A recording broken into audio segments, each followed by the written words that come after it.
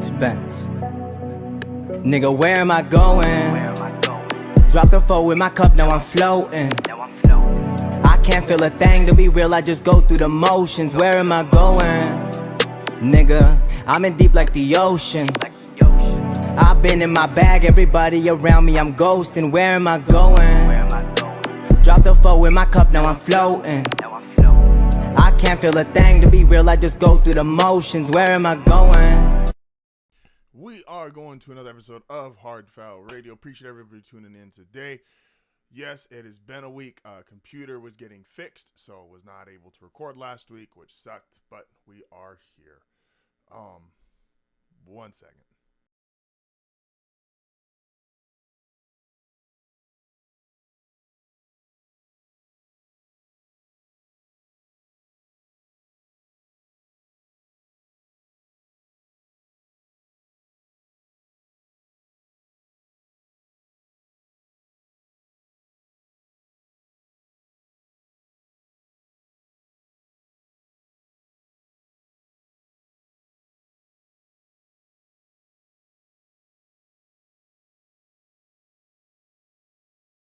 Sorry about that little technical issue there really quick, but we are back. Yes, we did have, my computer was down all last week. I had to get it fixed over the weekend, so we did not have a computer to record, and that's why no episodes came out last week. But there's a bunch of stuff coming out. This is the only episode to this week. Obviously, Christmas is Wednesday. Seeing family, wife's family all throughout the week. So it's the only day we're able to get a full showing. So wanted to take advantage, and I missed it. I love doing this shit, and I missed it. Simple as that. But with that, let's get started. This is the show that values time, puts God first. So let's get going. Greatness doesn't need to be uplifted. Like, you don't have to fake appreciation for greatness. You don't have to make it seem more than what it is. We can all see it. If you're a very attractive person, we can see it. We don't need it to be poofed up or shown to be more than what it is. We can just see it. Good looking person. If you're a great athlete, it's very easy to see. We don't really argue about who's great. We argue about who do we think is greater amongst greats, because we can see that. It's very visible to us. And what I don't want to ever do is be in a position, especially in sports and sports media, where we are rewriting the rules on how we view greatness. So Josh Allen has been getting a lot of attention and a lot of talk the last couple of weeks as the clear MVP of the National Football League. And I don't understand it. And understand this. Josh Allen is amazing. Josh Allen is one of the best quarterbacks in football. Every superlative you could say about Josh Allen is 1,000% correct. And which is why you cannot diminish his greatness by giving him this MVP. And I know that sounds weird, but we want to value these things that we hold in great regard. The MVP is the honor for who essentially is the best player in the National Football League that season. And that just quite frankly has not been Josh Allen. Again, Josh Allen's amazing. This is not Josh Allen pick on him hour. This is not diminish Josh Allen time. I'm saying this because of how highly I do think of Josh Allen. I'm saying this because I think Josh Allen is one of the 3 best quarterbacks in football. I'm saying this because I think Josh Allen will one day win an MVP. This year is just not his year, so let's not ruin it by giving him this almost media-driven, forced MVP award. Did you see the headlines yesterday? Josh Allen arm punt. He threw an interception, but who cares? Literally removing the interception off the graphic. That's what they're doing with Josh Allen. The media is trying to give Josh Allen an award. And listen, Josh Allen, between you and me, you're probably never going to see this, but you don't want the media-driven MVP award, because the reality is they want to give you the award so they can eventually trash talk you later and hold it against you. How can you be MVP but still not have playoff success? How can you be MVP and you still lose to Mahomes? We just had this happen in the NBA. Joel Embiid is an amazing player. all the accolades. I know right now it's a tough time for Joel Embiid because of the injuries and the way people are viewing him and perceiving him, and I get that. But Joel Embiid is an amazing player. 30-plus points a night as a center. Probably still the most dominant in the paint force we have in the NBA, even with Jokic. We all agree Wemby's amazing, and Jokic gave him almost 70 last year. I'm sorry, Embiid gave him almost 70 last year. Embiid is amazing. Why did we give him a pity MVP award? Why did we give him the MVP award that feels like, well, these other guys are there, but, he's already got some, so I guess we have to give it to Embiid because he's the other great player.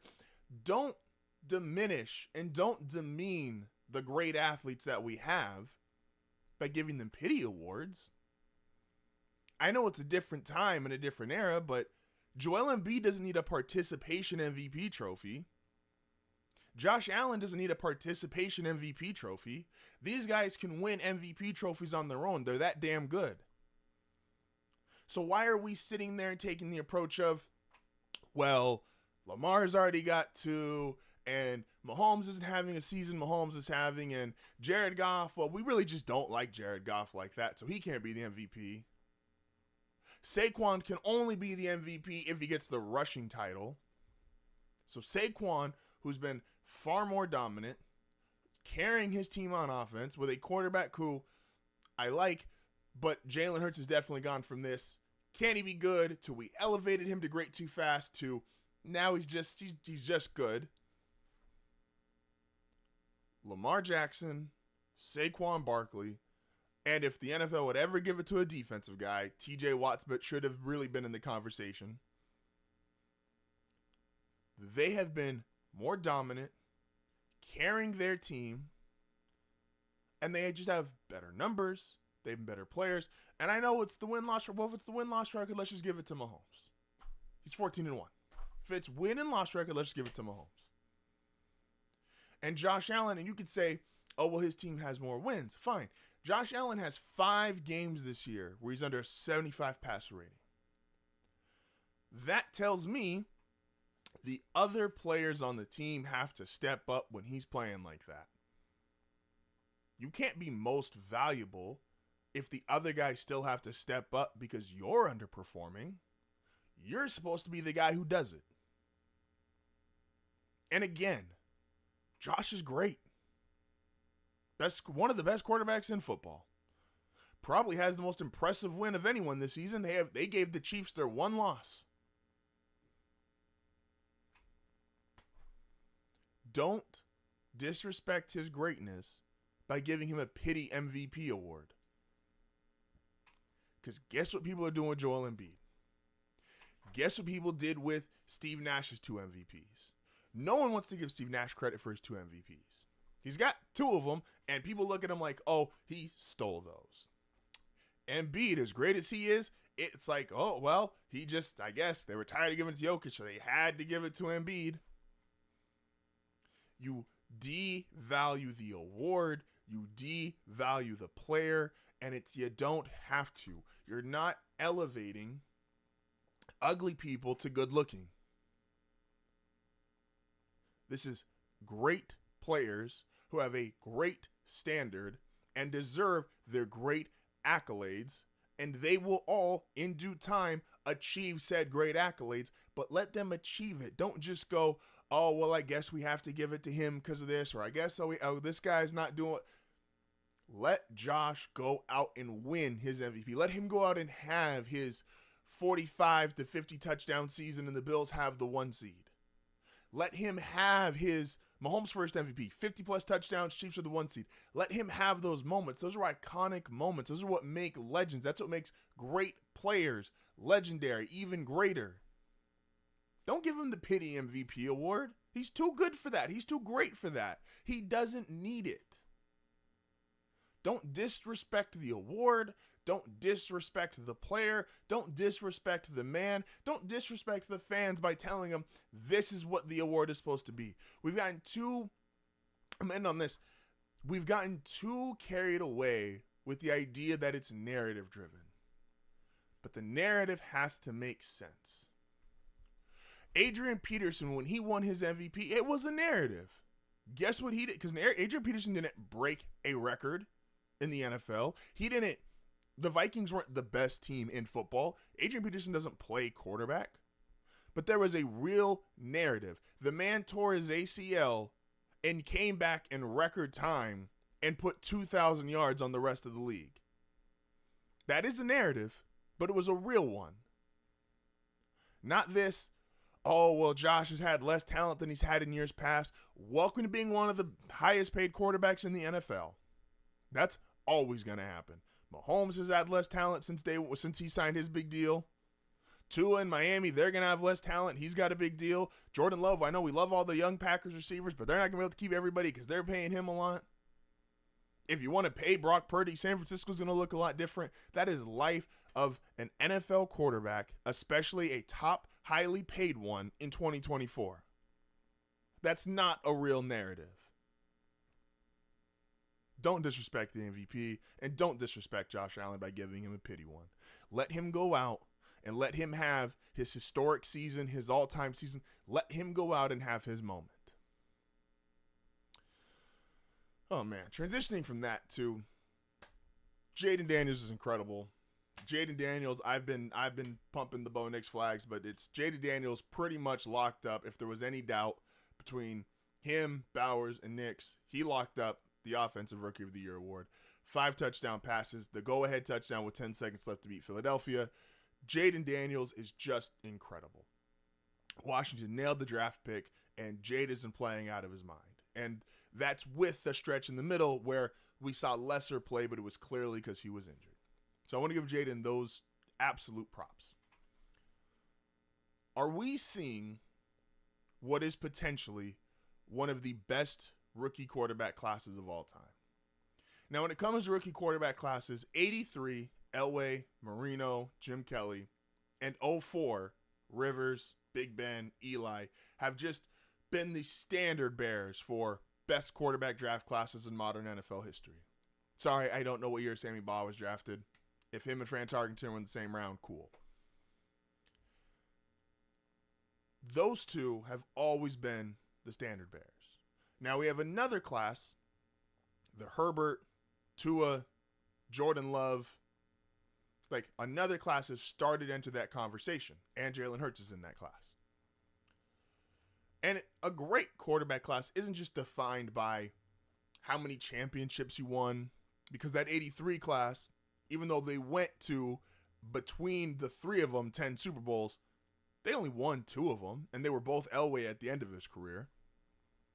It's not defined just by all-time starting or all these really gaudy statistics, because Rivers, Manning, and Big Ben have the most passing yards from a class. But Rivers never won a title. People would say underachieved, especially with that early talent he had with the Chargers. Eli, they were against Brady, but no one considers those Giants teams that won Super Bowls these great teams, nor Eli ever a great quarterback. In Big Ben's history, go up and down. There's clear peaks, and there's also clear valleys.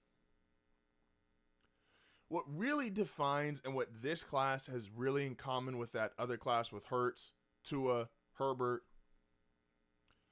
is how many teams solved their quarterback issue for the next decade. How many teams are not going to have to go back and draft a first-round quarterback for a decade plus? The Packers aren't going to have to do it. The Chargers aren't going to have to do it. The Eagles aren't going to have to do it. The Dolphins aren't going to have to do it. And all those guys got paid. Big contracts, $200+ million guys. Yes, every rookie has its struggles. You can go through every single one and you could pick them apart. Caleb, can you score points before being down 24-0? Jaden Daniels, are you still going to be an injury risk, which we've seen? Not only have you missed a game, but you were clearly a different player while your ribs were hurt. Drake May, can we get some of this reckless out there? Still more probably a project than the other guys. Michael Penix just had his first career start, look good, but there's still some issues, and he's a true traditional pocket quarterback, and is that going to really translate going forward in the NFL? Bo Nix, everyone just thinks is 97, and McCarthy's the one guy. His situation is going to be real increasingly interesting here. Are the Vikings going to are the Vikings actually going to commit to Sam Darnold because of the amount of success they've had this year, and JJ is going to end up on a very close to a Josh Rosen type storyline. But we got 5 starting quarterbacks from rookies, and all of them. Caleb, you could say he's not winning, but the Bears are interesting. The Bears and Caleb, you see the throws, you see the arm talent, boom. Same with Drake May. No, they're not winning, but everybody thought, myself included, New England was not only be bad, but they'd be bad and boring. They're bad, but they're not boring, and you see the arm talent with Drake May. Penix might end up in the playoffs. He hasn't been here the whole year, but he looked really good in his first start. Atlanta scored 30-plus points. And Jaden Daniels and Bo Nix both have chances to be in the playoffs, even if they're 7 seeds. 5 rookie quarterbacks all look the part. 3 might end up in the playoffs. 2 have led their teams to the playoffs by being there all year. That's 5 teams and potentially a 6. We don't know what J.J. McCarthy's storyline is going to play out. But 5 teams might not have to draft a quarterback for a decade. That is rare. That's only ever happened the other time being that class. Again, Herbert, Tua, Allen. Those guys they're not Allen, I'm sorry. Hurts, Tua, Herbert, that class. Jordan Love. And this was all first-round guys. Remember, we all talked about it. 6 picks. If there's ever a draft that it was going to do it, this was the draft. 6 guys went in the top 12. And it's paying off. And all those franchises, you can say what you want, and every team has critics, and every player has critics, and you can go and break down. Again, these guys are rookies. Don't expect them to be perfect. But all 6 of those fan bases, we'll stick with 5 because, again, McCarthy's not playing. Those 5 fan bases, the Bears, the Commanders, the Patriots, the Broncos, and the Falcons, all feel great about where they are today versus where they were 12 months ago. And if you remember at the very start of the season, after the draft, I always talk about hope with young quarterbacks. And all 5 have 1,000% delivered on the hope and the enjoyment and the belief in all 5 teams, all 5 fan bases, all 5 cultures. Man, there's a lot to talk about. I've been gone for a week. I miss this shit so much. When we come back, Tony is going to stop by. We're also going to talk about Lamar's, again, his incredible season, a guy who's we've just never seen this before. And it needs to be highlighted. And coming up later in the show, I think the NBA, as much as it hurts, I think they just outright chose the wrong guy to potentially succeed LeBron in terms of their marketing direction. And it hurts, but so far, that's how it's played out. This is HardFoul Radio. We'll be back momentarily.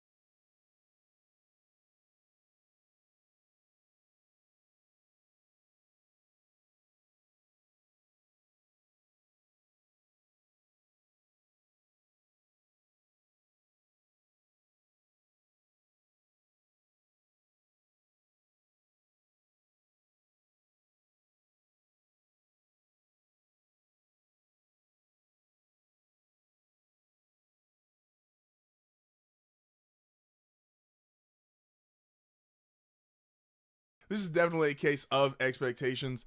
There is no expectation of Drake May, so we can go out there. He can throw the ball around. Even though he's throwing game-ending interceptions, it doesn't matter. Caleb Williams, who has played some of the best, worst football ever, like, he's not throwing interceptions, and so his passer rating still looks good. Some of the things that he's doing, but he's also not throwing touchdowns. He wasn't really giving the explosive plays. I understand the coaching in Chicago has been a shit show all year. They obviously they've been firing more and more people. They did retain Thomas Brown, though, to be the head coach, so we'll see where this goes. This is definitely a case of expectations. There is no expectation of Drake May, so we can go out there. He can throw the ball around. And with that, we are joined by the richest man y'all never meet. Tony's in the building. How we doing, man? What's up, man? What's going on? So here's what I love. And I've said this all season. I'm going to continue to say this. I love the way the average fan, who I don't expect the average fan to watch every single team the way that a hardcore fan does. That's why, one's average, one's hardcore, and especially hardcore for one team. I think everybody watched that game at the time of this 2 days ago, Steelers-Ravens, and everyone walked away going, okay, the Ravens got momentum. They're going to win the division. I think everybody was excited. And then you text me about halfway through that game. Very funny. And very, very funny. The X-Men, I'm just like, so I'm going to ask you, I won't reveal the text message, but I'm going to just ask you, are you more or less confident in the Ravens as a whole from both players and coaching than you were pre the game?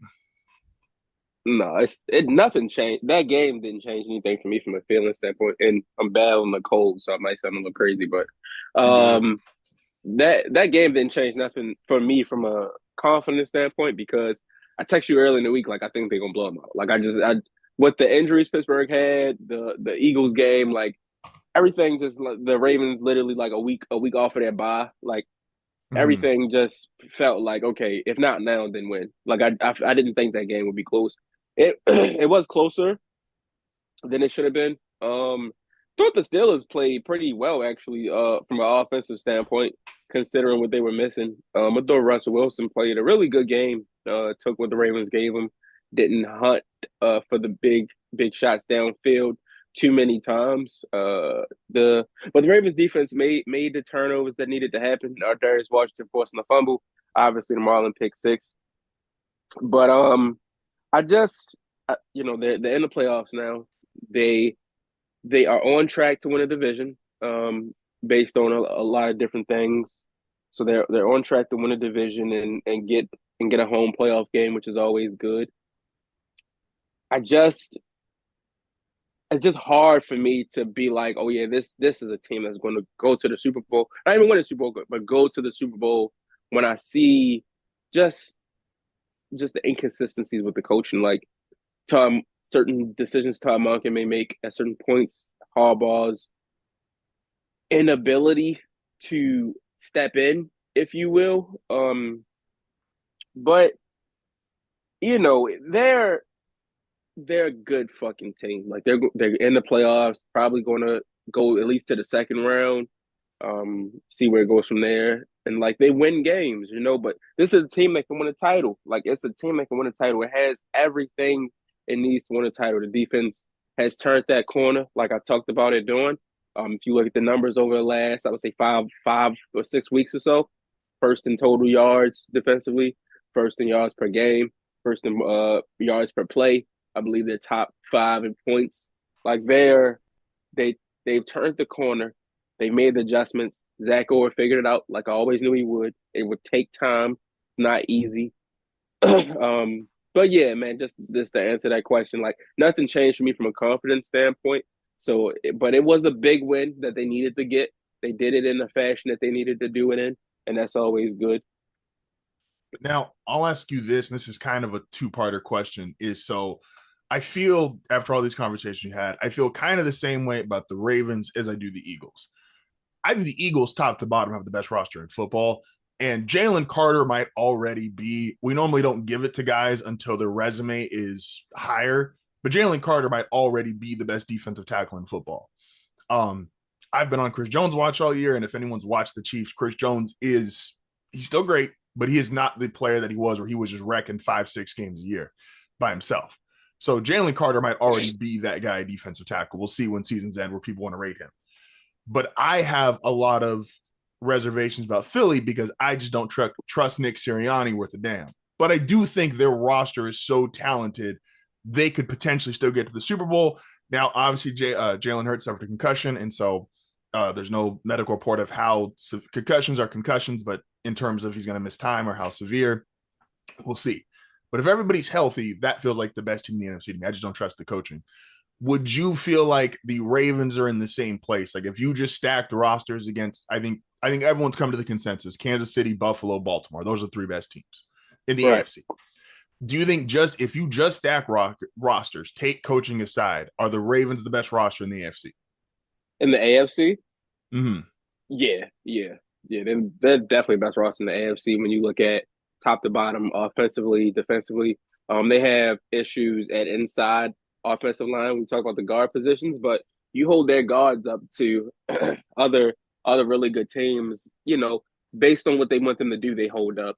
They're not, the guards haven't been an issue to the extent where Lamar literally can't do anything. You run into that situation where you're up against great pass rushes, but to this topic, they have pieces that can offset that. They have one of the top 2 running backs in football. They have what I feel is the best quarterback in football. They have great tight ends. They have 2 really good tackles. One being a veteran in Ronnie Stanley, who's probably going to be a Pro Bowler.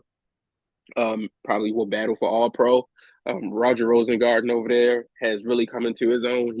That right side is his for as long as he can continue to hold up there. So it's but yeah, like defensively, they have what I feel is the best DB in football in Kyle Hamilton. They have one of the best linebackers in Roquan Smith.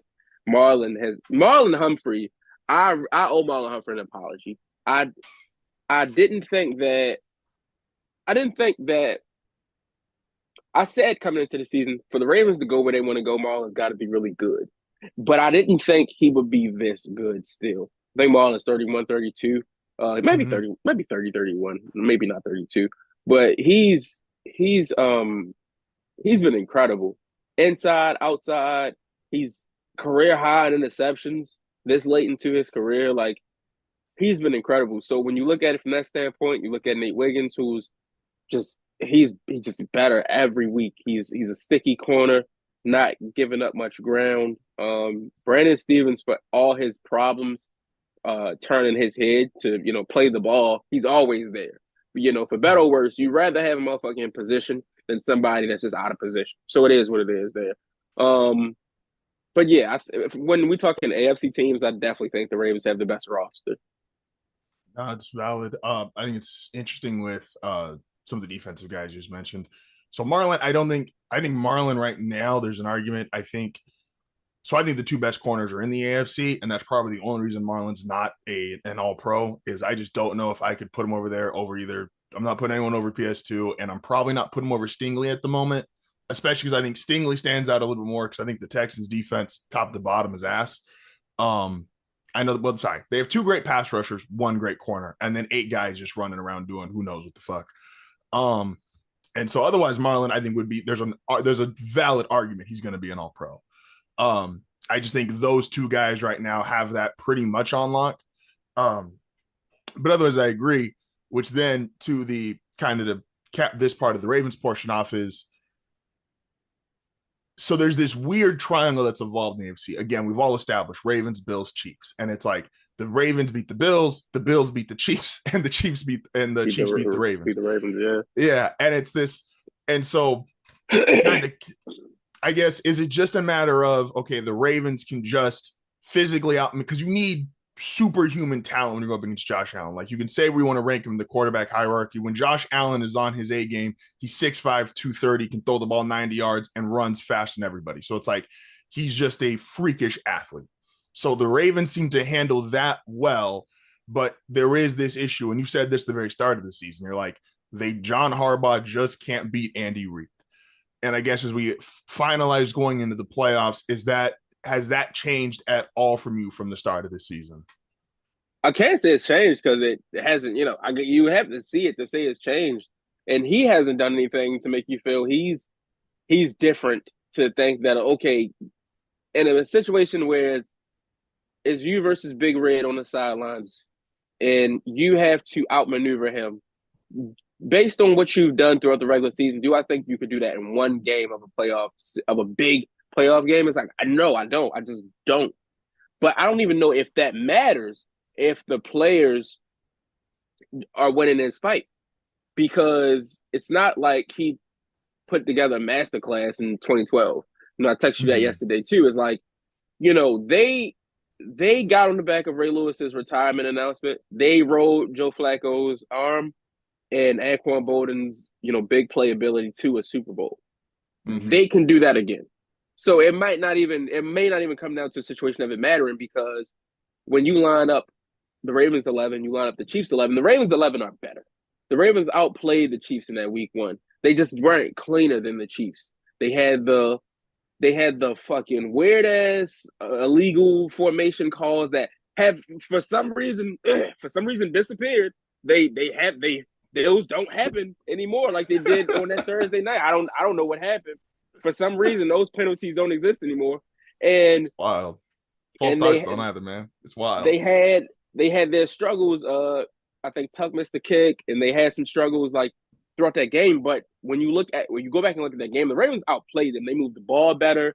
They made more important defensive stops. They just didn't play cleaner. They had, I think, 2 blown coverages, which is how the Chiefs got to 27, which put the Ravens in position to have to go down and tie it at the end. If not for that blown coverage, which the Ravens have not shown over the last 6 weeks, you aren't in that spot. So, like, to answer that question as far as Harbaugh versus Andy Reid, is like, I don't think Harbaugh can help coach Andy Reid. I just don't. But I don't think it's going to matter if the players are just better than what the Chiefs can put on the field. Like, if Derrick Henry has one of those like yesterday where he's just – when he gets – I know right now Saquon, which is valid, Saquon has the title for best running back in the NFL. CMC got hurt this year. I try to always give running backs, or really any great player, like my own personal is I try to give him a year. So, like, I will respect CMC, who's been the best running back in football the last few years. Next year, I will give him that spot, or at least in that conversation. But right now, Saquon's got the belt. But, man, when Derrick Henry is going, he feels the worst. When he's got it going, he feels more unstoppable than the other two, because it's not like they're all fast. And to the Saquon thing, he's in that position because the Ravens have let him be in that position. If the Ravens approached it how they could have, and a lot of us wanted them to, which to be fair to them in hindsight, probably better that they've carried it the way they have. I'll give them that. I will give them that. But if they approached it in a way that we wanted them to, it would be neck and neck for the Russian title. Oh yeah. They also have, in fairness to Jalen Hurts, who I like, but I think you and I have come to the same opinion. Like, Jalen Hurts is just good. Like, he's clearly not a bad quarterback. Yeah. He can clearly win games with them, but he's not. If you're talking about the Ravens, it's obviously far more tempting to give the ball to Lamar Jackson than it is for the Eagles to give the ball to Jalen Hurts. Like, they're just two different caliber of players. Yeah. I'll say this to Lamar's kind of on this one is I started off the show with saying Josh Allen is going to win an MVP sometime. Josh Allen is a great quarterback. If everything tracks, he's going to be in the Hall of Fame. We'll see where his accolades and awards go at the end of his career. But I don't love the idea, like, an MVP should be a celebration of greatness. Josh Allen is clearly great enough to win an MVP. But the same way Embiid's MVP, and Embiid is great when he's healthy. There is no denying that. But his MVP is almost tainted by this media / his own control narrative. And I don't think Josh Allen is as bad as Embiid as far as vocally or how he talks in the press. But, like, if Josh Allen wins MVP this year, I personally just think Lamar's been flat out better this year. Lamar's already got 2 MVPs. And I know that kind of messes with people who vote. Lamar's just been the best individual player. And the only person I would argue is if Saquon actually breaks the rushing title.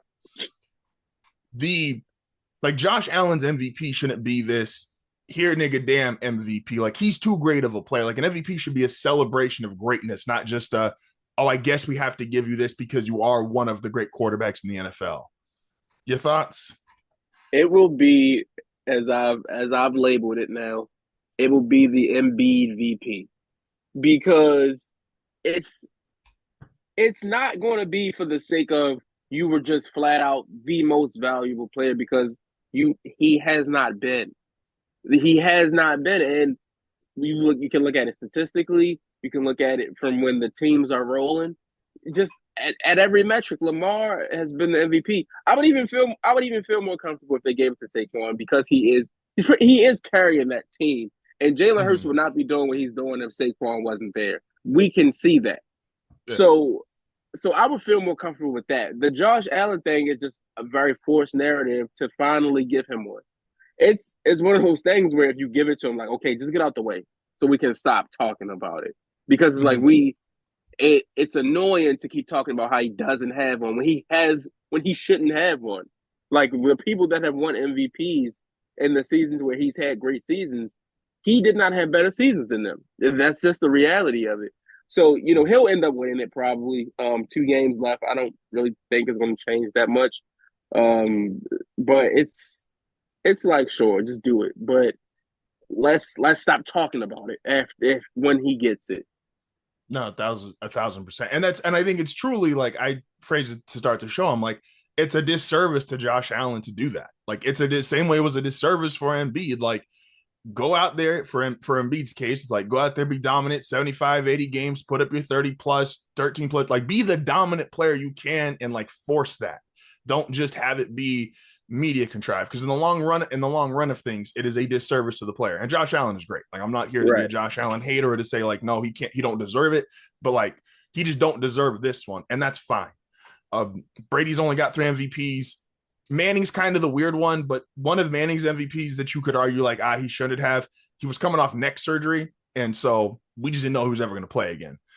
And then AP has maybe the most incredible MVP of my lifetime, because you just tear your ACL and come back and fuck up the league for 6 months is wild.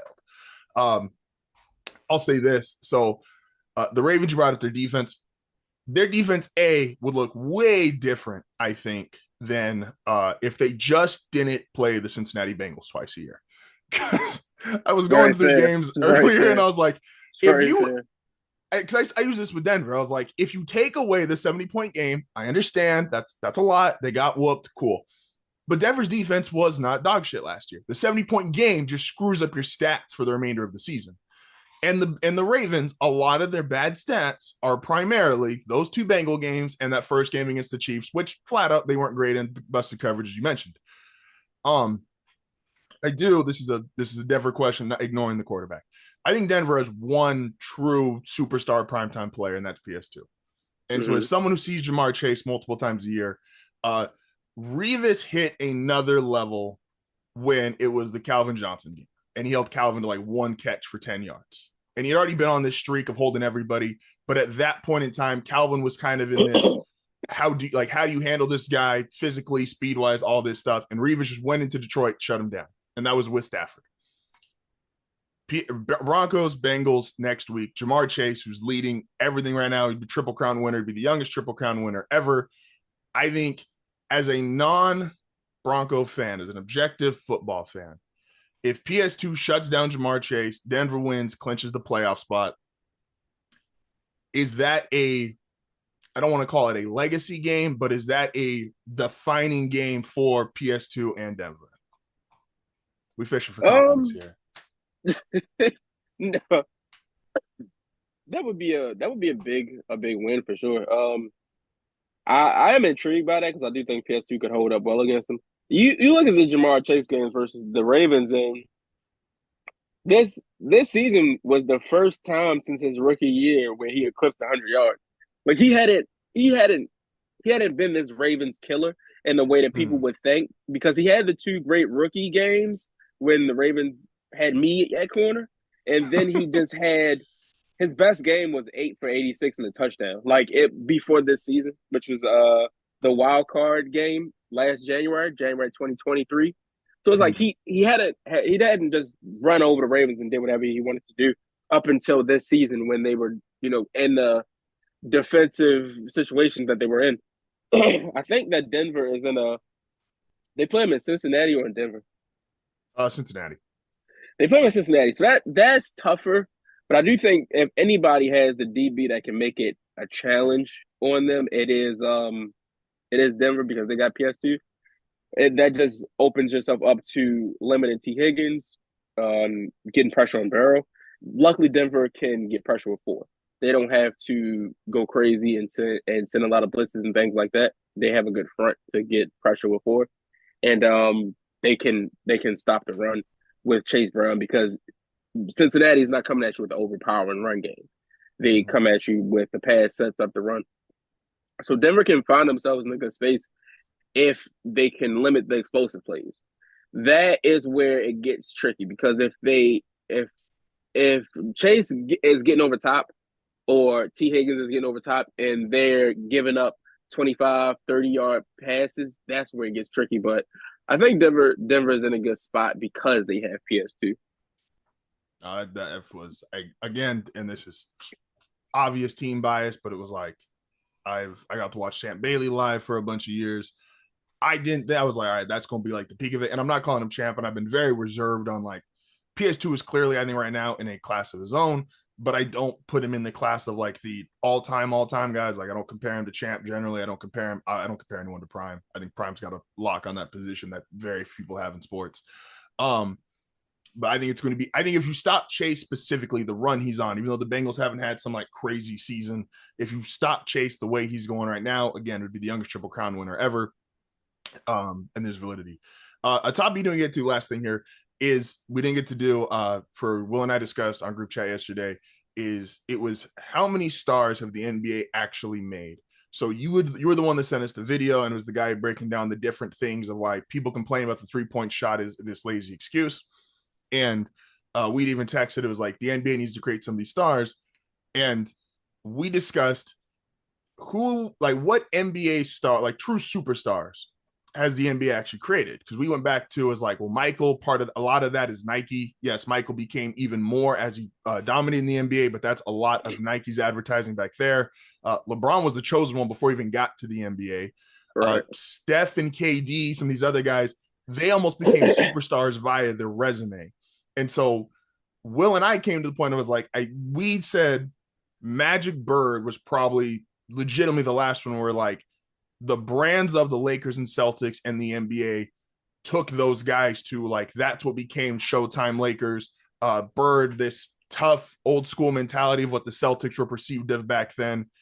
In your opinion, who has the NBA made into a superstar, and who would be the guy that you think they should be working on that? Will and I both say Ant. We've been on the Ant train for the last probably year and a half now of like how you don't promote that guy to this place of you got next is crazy to us. Yeah. As far as who they've made superstars, I look at D Wade. I look at a few different guys. Like I look D Wade comes to mind because he wasn't, he wasn't like he was in the same draft as Braun and Melo. So he even though he went top 5, obviously he's a great player. He wasn't that superstar. He was a really good basketball player. But the league marketed around D Wade to make him a superstar. Really the same with Cole as well. Cole wasn't, unless you were kind of in the know of it all during that period, Cole wasn't where he would go on to be. They grew that. They grew that. They built that. And made Cole that big star. You look at some other guys that come into that, and I think that to make superstars, you got to make stars first. And you look at what the Spurs had. None of those guys were superstars coming in. Duncan was just a dominant basketball player.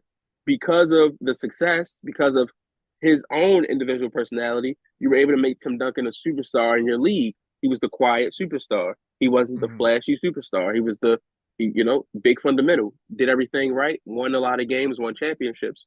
You have other guys that come in. Steve Nash. He's Canadian. He's tough, hard nosed point guard. A point guard's point guard. Jason Kidd. Kind of in that same realm with Steve Nash. Dirk. The league made Dirk. You marketed around that, and I think that the problem is obviously there's still this LeBron, Steph, and KD thing that's hanging over the league, but it's also this idea of it's not being marketed in the way that it was when we grew up because of the eyes on the game aren't lovers of the game. It's motherfuckers that want to critique basketball. It's a lot of motherfuckers that just want to get takes off about basketball instead of watching basketball. The basketball we grew up on was imperfect. It was the most imperfect game. It was a lot of it was inefficient play, a lot of 44, 45% percent shooters, long 2-pointers, a lot of dribbles. Not the Spurs were who they were because they passed the ball. It was imperfect, but we hold it in such high standard because the stars were stars. They weren't just stars because they just showed up one day and they were stars. They were stars because we saw them in NBA commercials. We saw the league market. Who's the best power forward? Is it Amari? Is it KG? Is it Duncan? Is it Dirk? Who's the best power forward? Who's the best point guard? Is it Kidd? Is it Steve Nash?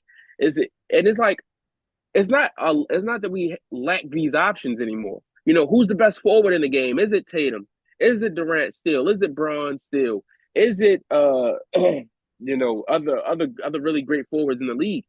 Where they've limited and put everything in this small box where too many guys feel close to each other, and that's why we don't have everyone for the most part has a consensus top 5. For the most part, everyone has a consensus top 5, but the league's much more broader than that. It's much more talent,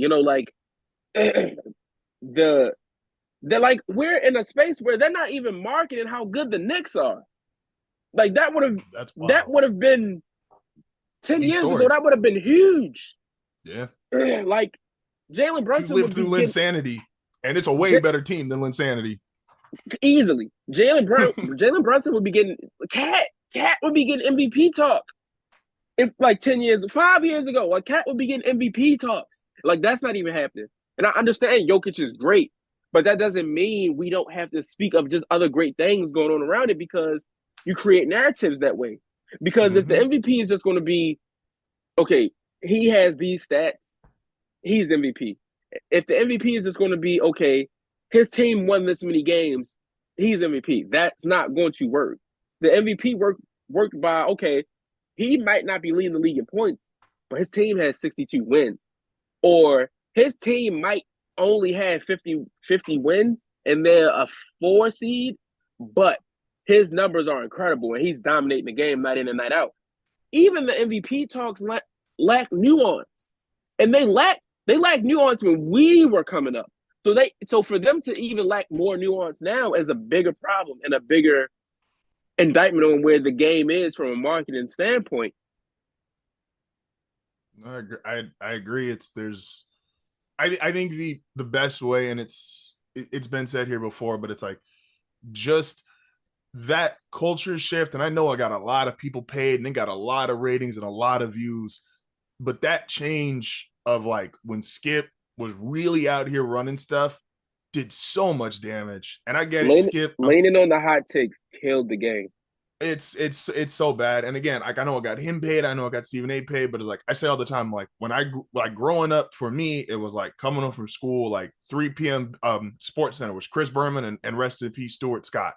And it's the way they could tell, Stuart Scott wasn't out here ripping everybody, Chris Berman wasn't out here ripping everybody, and there was other anchors too. There's other guys who have been Steve Levy, a lot of these guys that transition to ESPN when they went on their exodus towards the end of the 2000s. It's the long-term damage that has happened because one guy, they just were you get rating, and they still do to this day, you get ratings, we're putting all our money into you.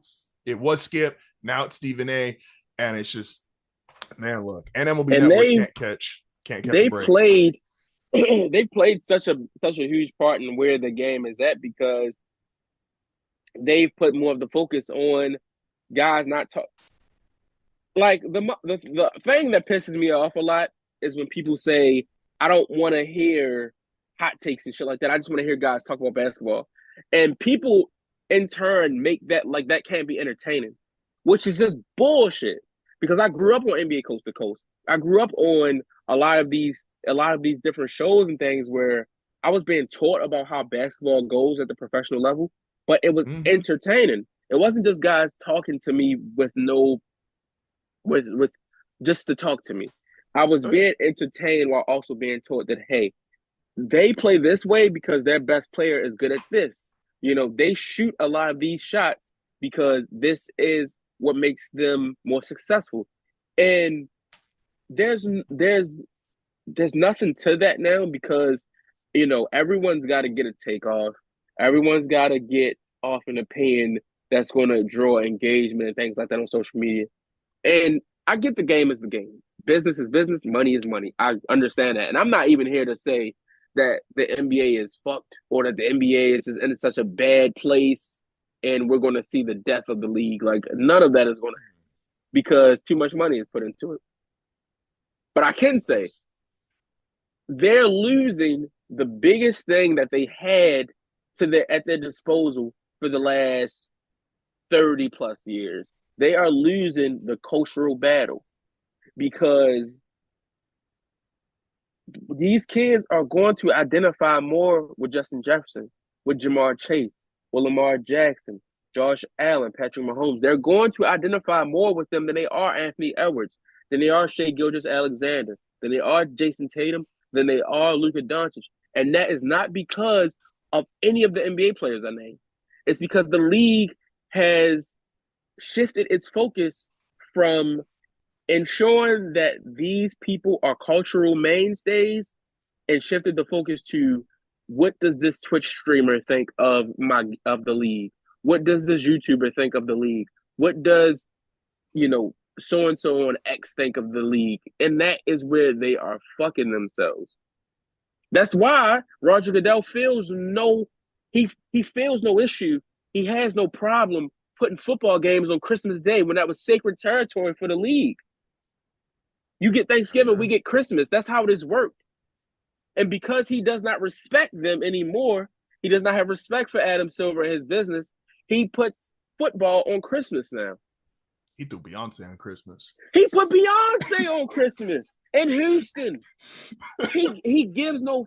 At the same time, when you're running Celtics Sixers, people are going to be on Netflix watching Beyonce. They don't give a shit about your game, and that's not how this should work. It's I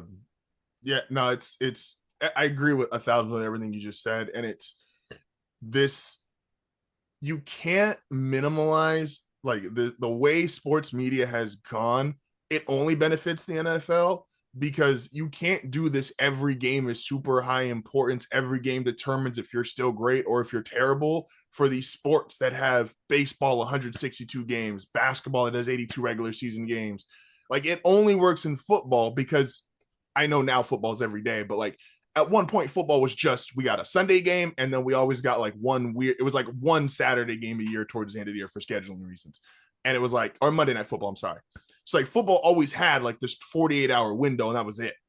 And now because Thursday Night Football has only been a regular thing for like 12 years. Yeah. And that used to just be Jacksonville, Tennessee. No idea. It used to be a special thing. Like they used to do Thursday night games like every other month. Mm-hmm. And again, like that style benefits the NFL where it was condensed to this short window. But like if you're a basketball team and you play like Giannis was just talking about this, I play 3 games a week. I drop 40 and 10 in 2 of them, but I only get you 20 on like some bad shooting numbers in the middle. Well, I'm asked for 3 days out of the week now. And it's like, and that's a guy who's got stake too on any given night could be the best player in the NBA. Like we used to know, you brought up Coast to Coast. We used to know about like Baron Davis and the Warriors. And that was never like a juggernaut team.